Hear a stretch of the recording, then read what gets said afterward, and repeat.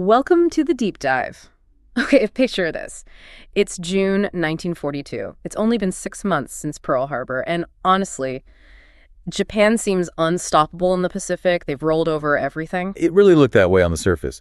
But you had Admiral Yamamoto, the architect of Pearl Harbor, and he knew better.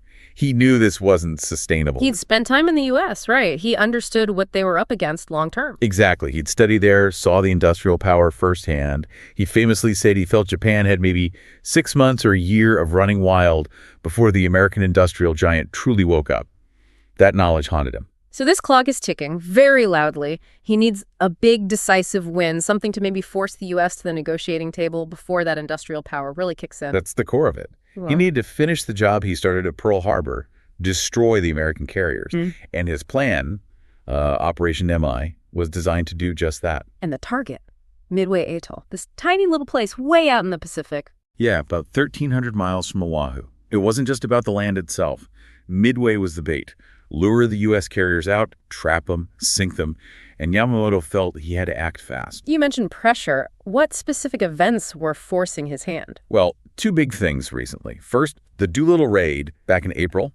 Psychologically damaging, sure, but it also showed Japan's home islands weren't untouchable. Big shock to their leadership. Exposed of vulnerability. And then just weeks before Midway, you had the Battle of the Coral Sea. Now, tactically, it was kind of a draw, maybe even a slight Japanese win in terms of ships sunk, but strategically, it stopped their southward advance. And proved the U.S. carriers were still a threat. A major threat. Plus, the USS Yorktown got badly damaged there.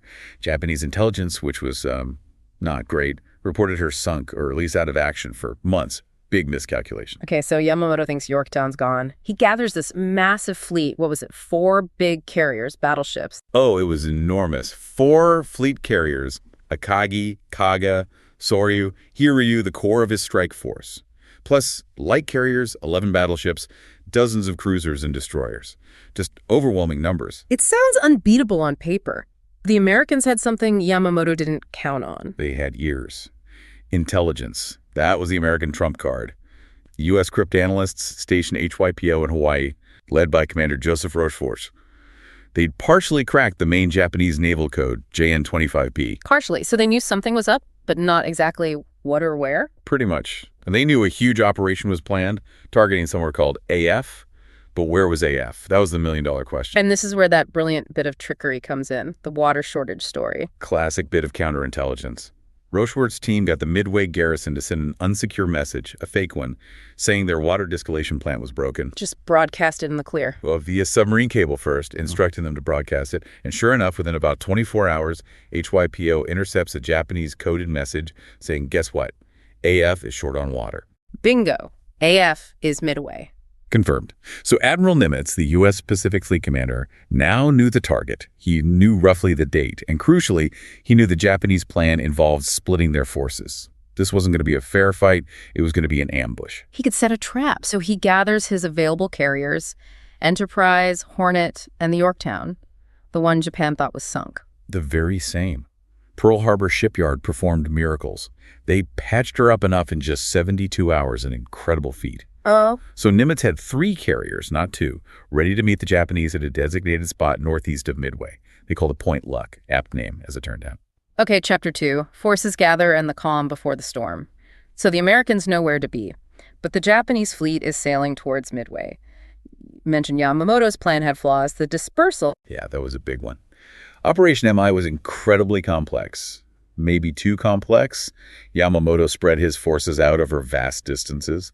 You had Nagumo's carriers way out front, Yamamoto with the main battleship force lagging behind, invasion forces elsewhere. The idea was deception, but it meant they couldn't easily support each other if things went wrong. And they were already weakened, weren't they? Something about the Aleutians. Right, Operation AL, a diversionary attack on the Aleutian Islands off Alaska. It actually succeeded in taking a couple of islands, Kiska and Attu, but strategically. It pulled away 2 Japanese light carriers, cruisers, and crucially, aircraft that Nagumo could have really used for reconnaissance around Midway.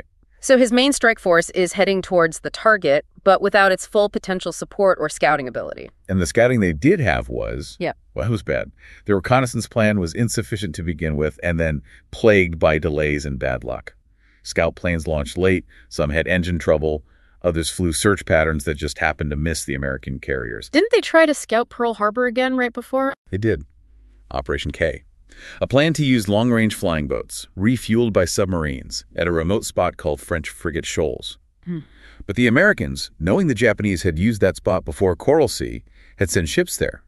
The Japanese flying boats arrived, saw the Americans, and had to turn back. Wow. So Nagumo, commanding the carriers, is sailing completely blind. He has no idea the Americans are already there, waiting. None whatsoever. He believed the ocean ahead was empty. That surprise was still his. Meanwhile, the Americans aren't just relying on the carriers. Midway itself is being turned into a fortress, right? Absolutely.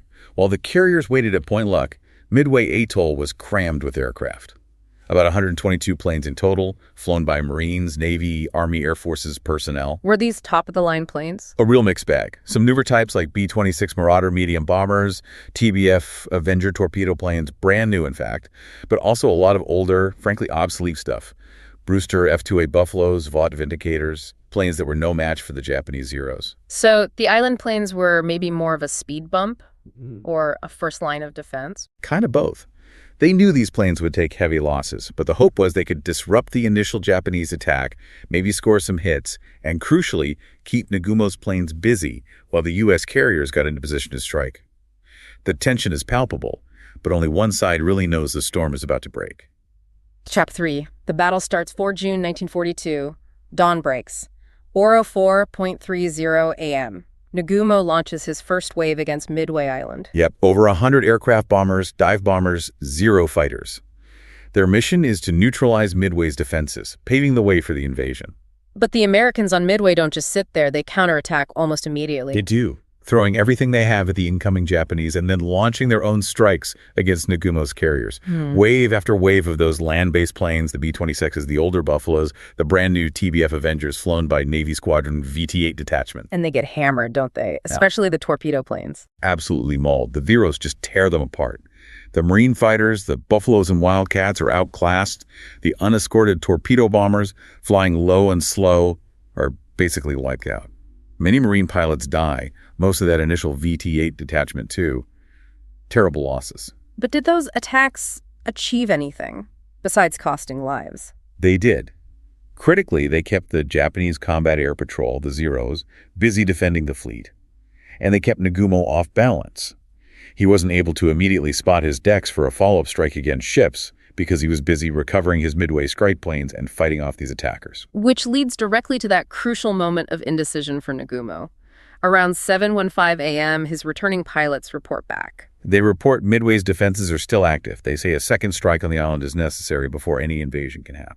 So Nagumo makes a decision. His first big mistake. He orders his reserve aircraft on the carrier decks, which were armed with torpedoes, ready for enemy ships to be rearmed with land bombs for that second Midway strike. Rearming planes on a busy flight deck. Sounds risky. Extremely risky, especially under potential attack. You got bombs, torpedoes, fuel lines. It's inherently dangerous. And then about half an hour into this process, around 7:40 a.m., disaster strikes his plan. The scout plane finally reports in. Yes, the float plane from the cruiser tone, which had launched late, ironically sends a message. Sighted what appears to be 10 enemy surface ships. A few minutes later, an update.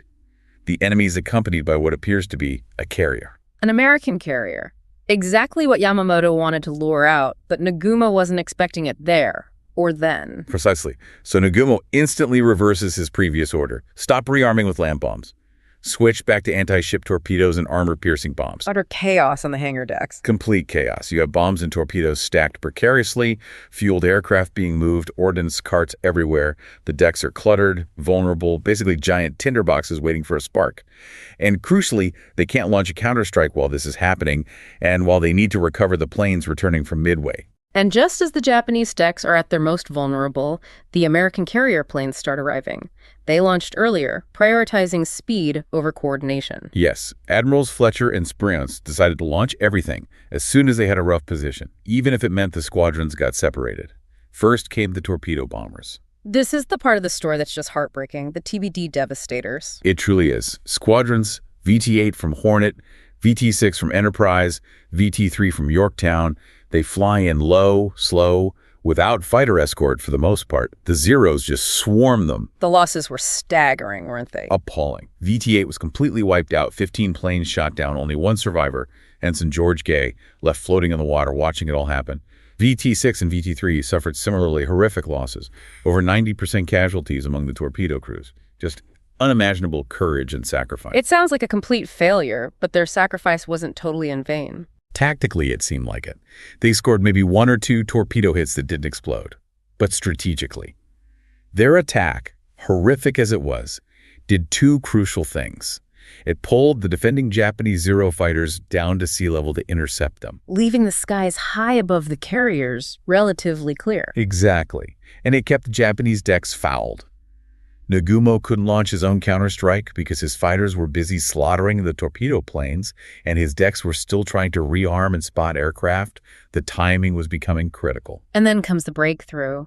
Commander C. Wade McCluskey Jr. leading the dive bombers from Enterprise. He's searching, maybe running low on fuel. Right, his navigation was a bit off. He couldn't find the Japanese carriers where expected. He was about to turn back, but then he spots something.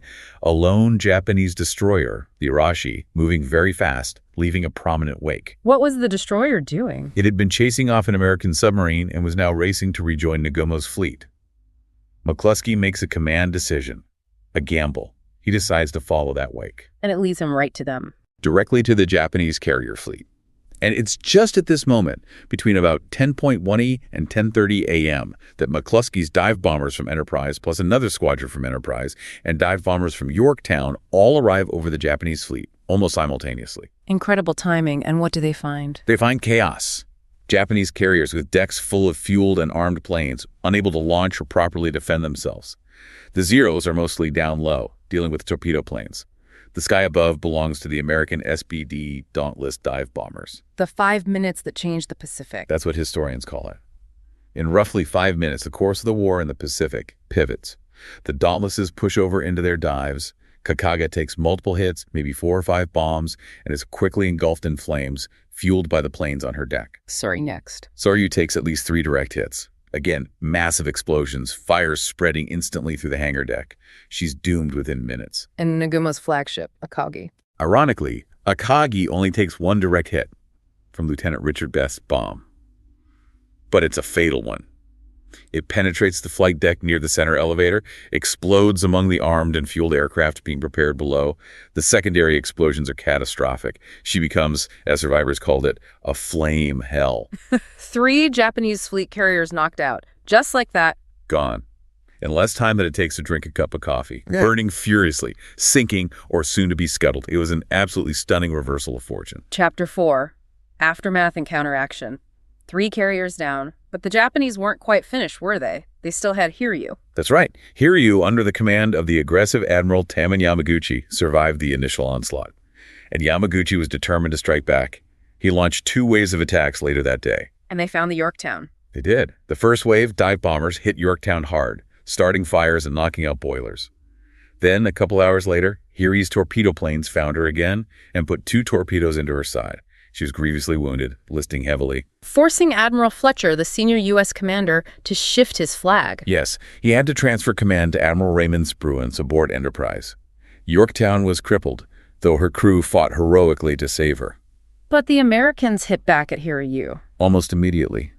Scout planes located Hiryu, and dive bombers from Enterprise, including some orphaned Yorktown pilots, launched late that afternoon. They caught Hiryu and planted 4, maybe 5 bombs into her. She erupted in flames, just like her sister ships earlier that day. And Admiral Yamaguchi. A very traditional samurai gesture. He and the ship's captain, Takuk, chose to go down with the ship as she was later scuttled. A symbol of the commitment, but also the irreplaceable loss of leadership. So, with all 4 of his carriers now sunk or sinking, Yamamoto makes the call, despite still having all those battleships. He does. He realized the battle was lost. Without air cover, his massive surface fleet was vulnerable. He ordered a general withdrawal, canceling Operation MI entirely. The invasion of Midway was off. His decisive battle had turned into a decisive defeat. The retreat wasn't clean, though. They were still fighting. Some desperate moments. During the withdrawal, trying to avoid a U.S. submarine, the Japanese heavy cruisers, Mogami and Mikuma, collided in the dark. They were badly damaged. And the Americans found them. U.S. planes found them the next day, June 6th. Dive bombers attacked relentlessly. They sank Mikuma outright and inflicted further heavy damage on Mogami, though she eventually escaped. And the tragic end for Yorktown? Yeah, her crew had almost saved her, They had her under tow, heading back towards Pearl Harbor, but on June 7th, the Japanese submarine I-168 found her. It fired torpedoes, hitting Yorktown again, and also sinking the nearby destroyer USS Hammond, which was providing assistance. Yorktown finally capsized and sank early the next morning. So the final tally, how devastating was it for Japan? Catastrophic. 4 fleet carriers, the core of their naval air power, gone. 1 heavy cruiser sunk. Over 3,000 men killed, including a huge number of their best, most experienced pilots and skilled maintenance crews, veterans they simply couldn't replace. And for the U.S.? Significant losses, too, but on a different scale. 1 carrier, Yorktown. 1 destroyer, Hammond. Around 307 men killed. And we have to mention the grim fate of 3 captured American airmen, Ensign Osmus, Ensign O'Flaherty, and machinist's mate Gaido, who were interrogated and then murdered by their Japanese captors aboard ship. A real darkness in the story. Chapter 5. Legacy and Meaning.